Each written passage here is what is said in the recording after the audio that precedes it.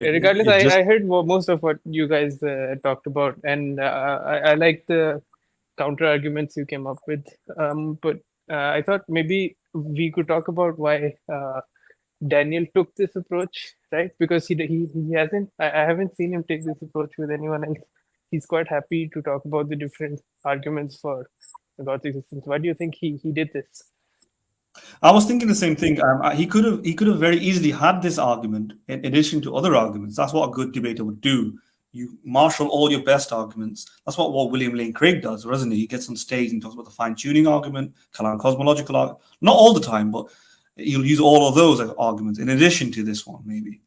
And that creates a strong case. He could have done a better job here by maybe doing the shotgun technique by just spraying with so many arguments, and then this being one of series of many arguments, and then it would have been very difficult for Matt to go through them all, and something may have stuck, right? And he would have had a better, I think, wider audience of people who might have at least been persuaded. Maybe if there's somebody who's on the fence, they might think, this argument sticks, at least it works, right? I don't know why he didn't do that. So It's it's quite funny if you go, because I wanted to see the comments on Daniel's channel. I'm always interested whenever he does debates, right? The last one where he was defending child marriage with the Christian guy, Mike Jones, I think his name was. I was more curious, when I got through that entire debate about how people on Daniel's channel would comment on it, and I was quite intrigued about this one as well, right? I thought I genuinely believed that some comments on his channel would have said, I'm usually a supporter of the way you debate, fan of your logic, but this one ain't it. You messed up this one, but no, it's still unrelenting support for the most part. I'll It's tell you, one thing. Among scientific-minded people, this is very obviously flawed in the sense that, but amongst philosophers, it does require a little bit more work just to kind of unravel, right? Because it has been the case in the history of philosophy. Some people have said that certain beliefs are just foundational axioms that don't require warrant. You get it? yeah, Things like induction, things like our sensory perceptions, things like other minds. Some people do in philosophy say that is like a bedrock belief that doesn't have any further justification. And amongst philosophers, these things are all quite not I wasn't well accepted, but can be moved. People are kind of moved by these sort of arguments a lot. So maybe he's in that mindset. And I imagine if there are philosophers in his audience, they could understand some degree of wisdom of this. Amongst people who've never heard of philosophy, this just sounds like insane stuff, right? Insanity that's what it sounds like. It's like saying, I don't have any evidence, but I'm going to do this, and that's what it looks like. And if I had no training in philosophy, I would think the same, even think the same thing, and I might even respond like Dillahunty, who I suspect does not. underestimated. Yeah, Yeah, he probably thought the fact that Haqiqatjou is making this argument is a sign that he doesn't need to do anything anymore. Whereas everything that you notice, I've spoke for like 20, 30 minutes talking about all these other stuff. I wouldn't have to do that if I didn't think there wasn't something behind it. But the point is, even though there's something behind it, I think it's still humiliating, because I don't think this is a product of genuine philosophical wisdom, but just creative thinking. Within philosophical circles, like within the philosophy of religion, Alvin Plantinga is one who makes these sort of arguments. Is genuinely creative and intelligent, and therefore you have to unravel it a little bit to attack it. But it's not like something that they genuinely found. It's just some philosophers are smart enough to come out with these gymnastics, and Haqiqatjou is doing that. Basically, he's borrowing that gymnastic technique taken from Alvin Plantinga, and just trying to say, look, we don't need evidence. It's like all these other beliefs. And he might He's borrowing from them, but without having the same level of intellect, pretty much. yeah. He's going to probably say to Dylan, I'm not seeing the debate. He's probably going to say to Dylan, then show me evidence of this. Then show me evidence of other minds. Show me evidence of mathematics. Show me Exactly. This is what he does. Then Yeah. this is what Daniel asks him. So what Matt says is that you have conceded your entire case because you said that there is no evidence. You're not going to provide any evidence. But then Haqiqatjou continuously just gets continuously he just gets back to Matt saying, okay, then prove the moral truths. Prove, why do you believe in logic? What is the evidence for that? What do you believe in this? So that is what his approach is. Yeah, and Uh, within philosophical circles who believe in these things, they would be the people who are, this is called reformed epistemology. If Alvin Plantinga's arguments, properly basic beliefs, and the enthusiasts of it would love that. They will watch this and actually think Dillahunty couldn't explain it, and therefore, this is why I feel at least obligated to try and explain it or anticipate it. And I think people outside of the philosophy circle would just not see a problem with it, and that's why maybe Dillahunty is just cool and calm and he just wouldn't be bothered by it. But I do think, sorry, Cosmic, you want to say something? Yeah, I just want to say it's not as though Matt Dillahunty completely sits this part of the section out.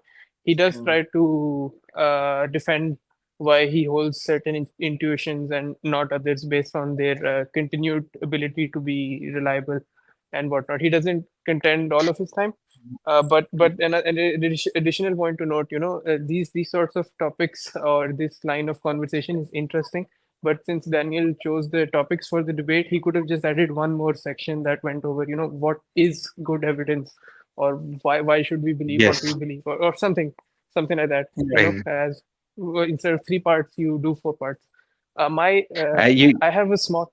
Okay, so if you No, yes, you can. I mean, I just wanted to comment that I totally agree that this, approach that Daniel took, Matt actually seemed quite frustrated with his approach because the first topic was evidence for God.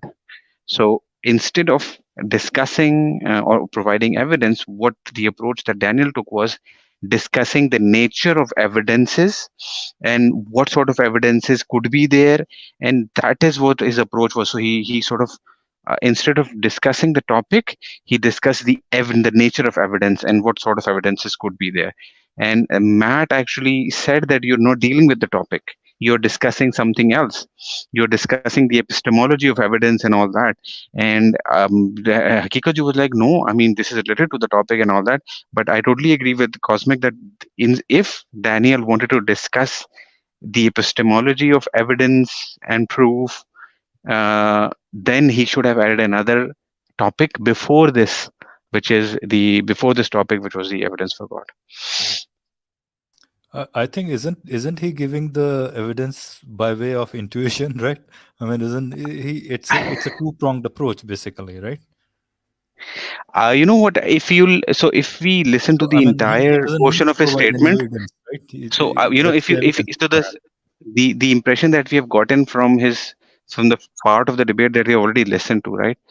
It's quite different when you listen to the entire part of his statement. You'll understand that his approach isn't that this is an evidence.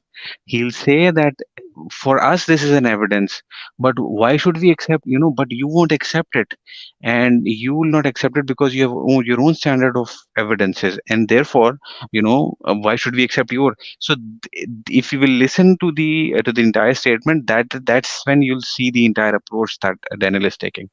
So you'll get some what we're talking what I and Cosmic are talking about. You'll understand what we're talking about actually once you listen to the entire statement. All right. And as Cosmic said, that it wasn't that Matt was just just sat through this portion of the debate or this topic, but he did make some mistakes. I think his arguments in some cases were not consistent, and Daniel Haqiqatjou did actually point those out, and I think I agree with them. I mean, he was trying. He did make some mistakes, I think. So yeah, despite the fact that he was trying to prove his point, but he made some mistakes at least. Matt's not a philosopher after all. But I have one potential reason for why Daniel did what he did, right?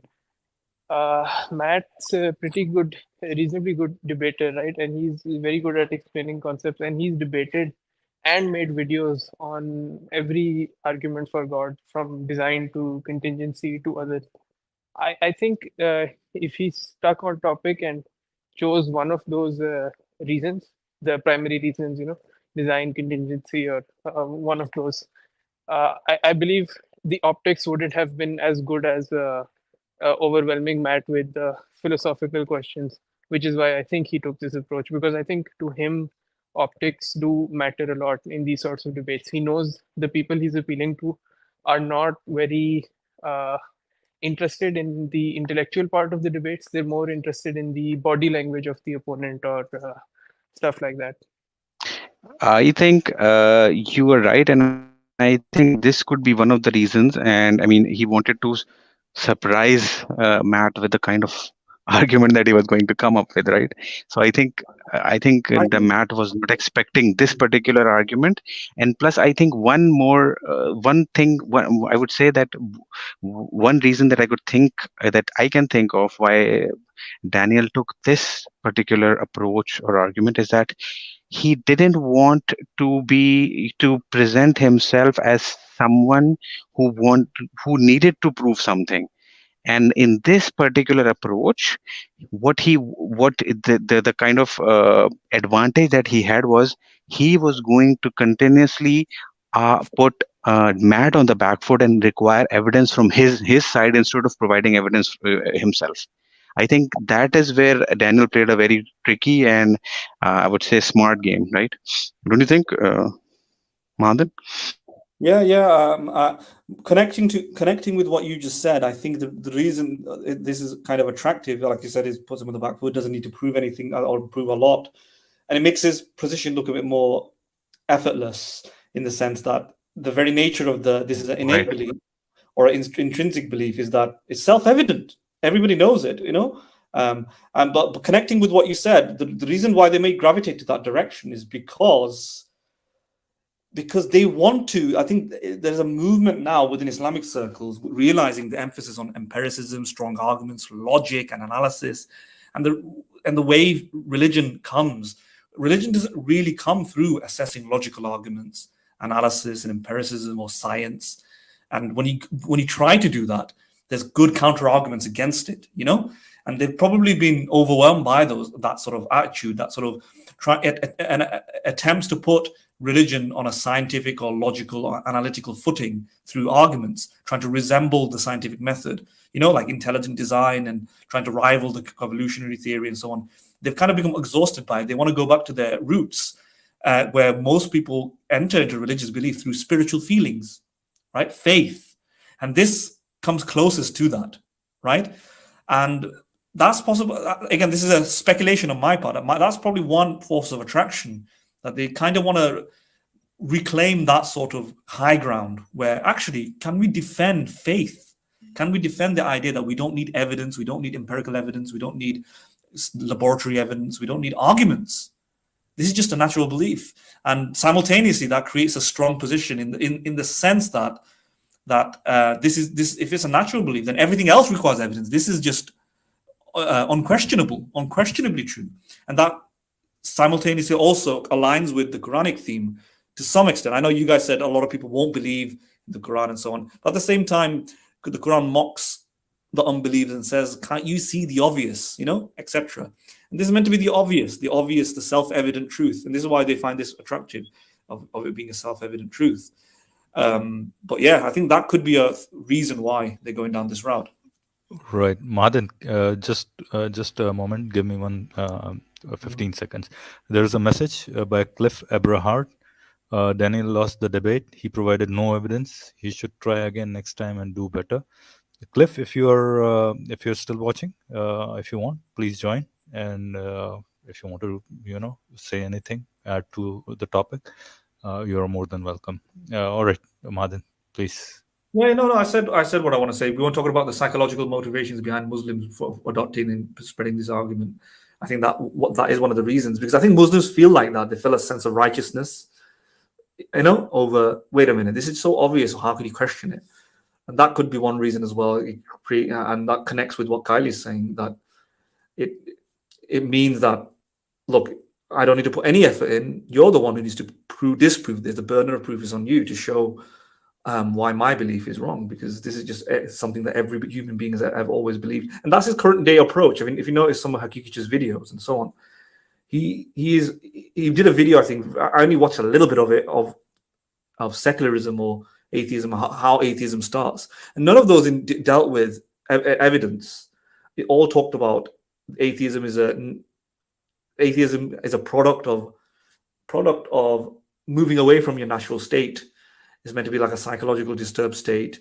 It's because of schools. It's because of media. It's because of this and that and so on. None of it deals with evidence. I think he thinks, and he's not wrong necessarily in this aspect, that human beings are emotional beings, right? And the rise of atheism, secularism is mainly through emotional, social, and emotional habits, comfort, feelings, not sincere deep thinking. So he's probably just trying to make the case that, well, look, the reason you believe in these things is because you don't come through it through evidence. You come through it through intuitions and feelings of modern day age. But I've got better intuitions. I've got a universal intuition or something, and today's feelings are just an aberration from it. And maybe that's what he's doing. I think he wants to go down that route because that's how he sees the world. He views the world like that, where people are not moved through evidence and arguments to adopt new beliefs.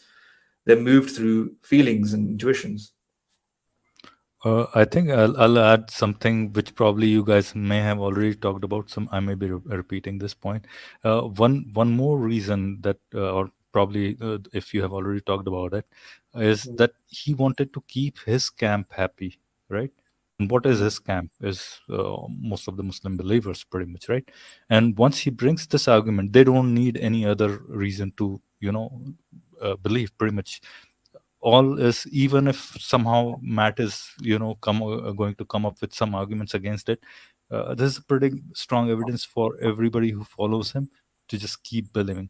Any other argument instead of this could have just backfired, and then that camp probably wouldn't have been as happy as it is now, right now. Maybe. So I think it was a kind of a safe approach from him. Maybe whether it was deliberate on his part, thinking through all those things or not, who knows. But it probably seems to be working for him, maybe. Yeah. I think so. Sorry, go on. No, I was agreeing with the Philo, and of course I agree with you.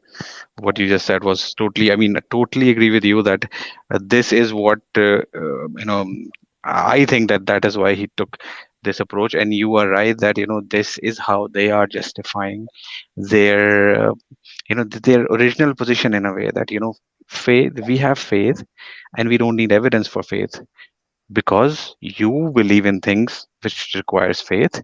So and we will base our faiths on our intuitions. That's all. We don't need any further evidence for that.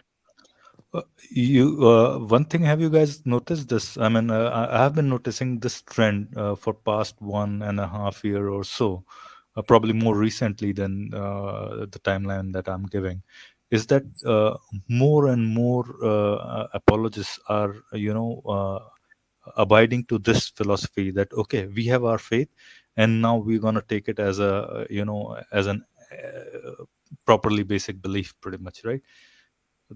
Gone are the days when they used to bring Mahdin, you remember those days when we used to go and then debate with Hamza and all those gang about Quranic science and all those things. They have just shoved away all those things, right? Because all those were problematic, right? Anybody could point a finger at them, and then they had to go through all those troubles of refuting basically anything that is examinable and prone to be yes, false, they've kind of moved it away from that, right? Even right. like the scientific miracle argument, he changed it in such a way it can't be falsified anymore, right? Right. I mean, yeah. Sorry. Go ahead, Madan. No, that's all I want to say. You carry on. Right. No. I was telling. I think. I think we have talked about this quite a lot. Khayalie is probably bored already to death, and maybe Cosmic has heard about this as well. right? And then this was the trend pretty much in 2011, 2012, when Mahdin, myself, and a couple of other guys, we used to go to Hamza's Facebook page. At the time, this YouTube debate arena didn't exist, right? And all of a sudden, after this this arrival of new ex-Muslims, pretty much, and specifically the ex-Muslims of the subcontinent, they have created a kind of a tsunami within the subcontinent, right? And these guys are kind of finding it tough to deal with that this problem, right? Because they're pointing at too many problems within the scripture, within the logical problems and all. I mean, you can't hide behind those things now, right? Now what you have to do, and that's why they are, it seems to me, they are moving behind this curtain of properly basic belief, pretty much, right? Just But can't refute it. I don't think it's a tenable position. Like Matt may not have been the best person to counter this, but the thing is, the fundamental intuitions that they are challenging, the laws of logic, for example, they also need them to prove that Islam is true. So this Matt may not be the best person to defend this, but the thing is, they also have to defend the same, more or less the same assumptions that he's accusing Matt of not being able to justify. All of those underpin selecting the right religion and believing in it. So I think it's an approach that won't work for very long.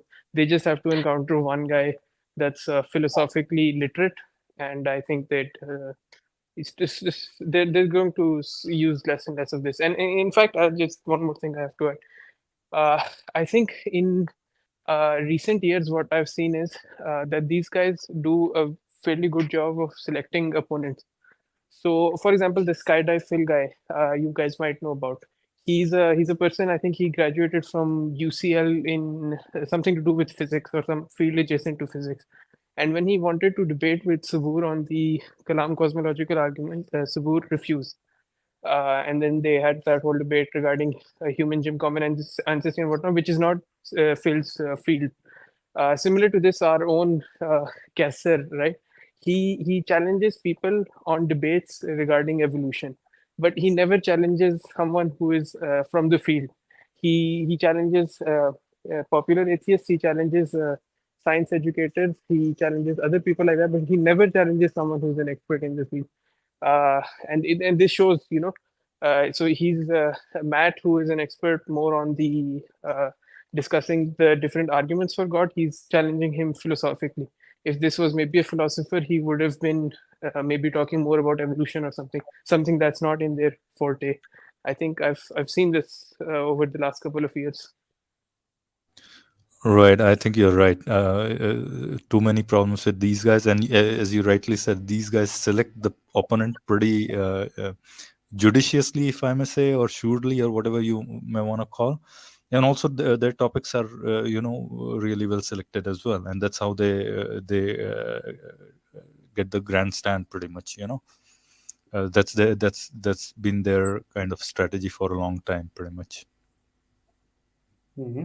All right, guys, what do you think? Shall we carry on? Anybody has anything more to add? I think what I was expecting was Cliff Abrahart would join because it seems that he has never been to our stream. So would have been, would have loved to talk to him for a bit, maybe 5-10 minutes or so. But he's not here anymore. So do you think we should end the stream? Probably seems like a good time to end the stream, right? Yes, I think so. Yeah. I'll just say everything that I said already also applies to mathematics. It also applies to certain aesthetic features, or it also applies to other analytical truths and so on. I mean, you can analytically derive. If Haqiqatjou's argument is that you don't need an argument for any of these things, well, philosophers think mathematics can be at least either justified through synthetic thinking, synthetic truths, or analytical truths. Mathematics might just simply be a language that is derived from the world, right? 2 objects exist, therefore the number 2 is just a description of the 2 objects. 10 objects exist, 10 bananas exist, the number 10 is just a description of the objects.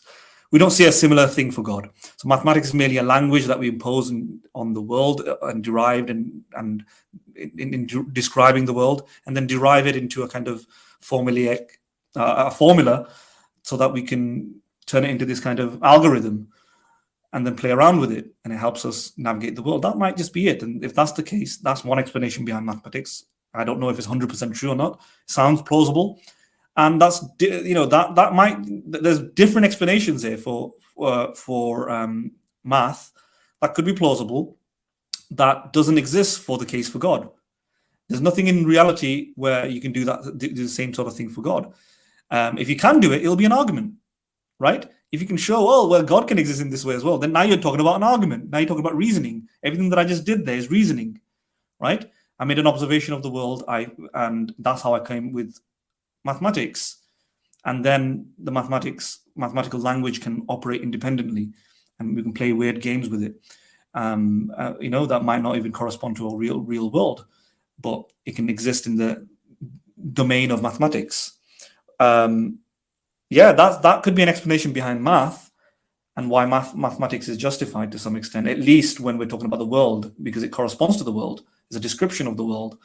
And if that's the case, then I've given arguments to justify mathematics, reasoning to justify mathematics. Where's the reasoning and arguments for God? And if you do give reasoning and arguments for God, then you've moved away from your position of intuition. It's not intuition that gives me math. So you must also have, Haqiqatjou must also have arguments to show why God is similar to math. And the same for aesthetic stuff. I mean, then there's also theories about like morality, which you can just hold the position that morality isn't true. Nihilism. Lots of 20th century philosophers thought that. The logical positivists thought that. It isn't, it's just emotions in our mind, attitudes, emotivism, right? You can be skeptical.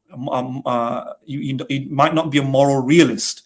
You might be a moral nihilist, right? Precisely because you might not be able to justify morality either through analytical thinking or through science and synthetic thinking. And if that's the case, then morality doesn't exist. Now, my personal view, I've shifted many times over time. My personal view that I think morality can be an analytical truth. But see, I still have to justify it. I'm still having to justify it within analytical thinking or science synthetic thinking. And I'm starting to think that it might be like an analytical truth, like 1 + 1 = 2. It might just be that morality could be like, it starts from a definition, like of compassion, and to be a compassionate person, you can't do X, Y, Z. There'll be a contradiction, something like that. Maybe I'm wrong, maybe I'm right, but at least I'm trying. I'm not like these guys, who just want to say it's intuition. Because if I had to admit that I can't have any evidence either through analytical thinking or synthetic thinking, then I have to admit that moral nihilism is the real position. I will never just say it's because of intuition, because that's not what philosophers have been doing. What's the point of the entirety of philosophy for such a long time? What was the point of it if you can just justify everything through intuition? That the external world exists. Descartes, why did he write his paper on meditations and so on? He didn't have to do any of that. Questioning the existence of the external world, questioning the existence of himself, which he didn't. He ultimately said it ultimately proved. I would imagine, and not the self in the sense that he exists, in the sense that his name is Descartes, but some sort of self must exist. And he did this through what? Through the law of contradiction, analytical thinking, but still some evidence. You can't do the same thing for God. The existence of the external world, however intuitive it might seem, at the very minimum is experienced by everybody as well. You don't experience God in the same way, right?